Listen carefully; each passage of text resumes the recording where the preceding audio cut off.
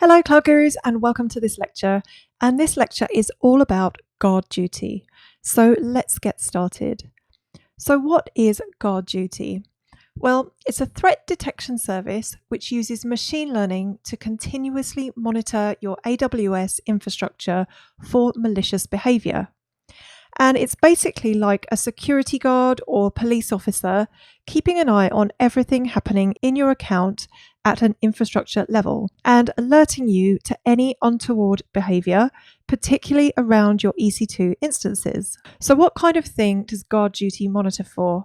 Well, it's going to monitor for unusual API calls, so API calls coming from a known malicious IP or domain. It will also monitor for attempts to disable CloudTrail logging. So for example, if an attacker is trying to cover their tracks by disabling logging, so you can't see where the attack has come from and you can't see exactly what they've done. It will also monitor for unauthorized deployments.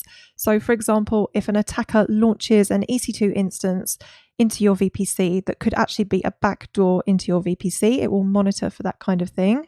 It will monitor for compromised instances as well. So if an instance has been compromised, it could then be used to perform reconnaissance in your account, run port scanning, and you may also well see lots of failed logins as well as the attacker tries to access your systems.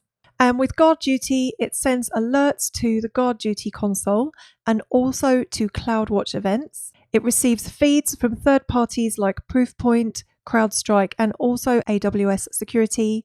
And these feeds provide up-to-date lists of known malicious domains and IP addresses. So domains or IP addresses that we already know are being used by would-be attackers.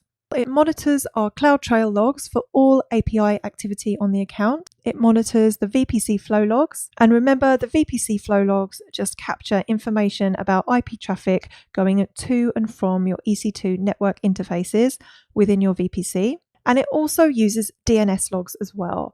And by default, all EC2 instances use AWS DNS. And the DNS logs, they just record all the requests and responses to AWS DNS from your EC2 instances. So Guard Duty allows you to centralize threat detection across multiple AWS accounts. It allows you to automate the response using CloudWatch events and Lambda. So for example, if Guard Duty detects a compromised instance, it will trigger a CloudWatch event. And this in turn can trigger a Lambda function to either isolate the instance by updating the security group, or you could even have a Lambda function which takes a snapshot of the root volume of the EC2 instance, which you can use for forensics later, and then terminate the instance on your behalf as well. And the great thing about Guard Duty is that it actually uses machine learning to detect anomalies in the behavior of your account. So when you first set up Guard Duty, it takes between 7 and 14 days to set a baseline.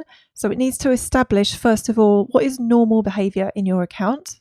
And then once the baseline has been created, Guard Duty can then actively begin monitoring your account. And once it's active, you will only see findings in the Guard Duty console and in CloudWatch events if Guard Duty detects behavior that it considers a threat. And in terms of charges, well, you get 30 days for free, so you can try it out for free. But after the 30 days is up, they do charge you based on the quantity of CloudTrail events and also on the volume of DNS logs and flow logs as well. So in terms of exam tips for Guard Duty, you only really need to know what it is at a high level. So just remember what it is and what it allows you to do. So it uses artificial intelligence and machine learning to learn what normal behavior looks like in your account, and then it will alert you of any abnormal or malicious behavior. It keeps a database of known malicious domains and IP addresses using external feeds from third parties and from AWS Security as well. It monitors your CloudTrail logs, VPC flow logs, and DNS logs. And findings appear in the Guard Duty dashboard in CloudWatch events, and you can also use CloudWatch events to trigger a Lambda function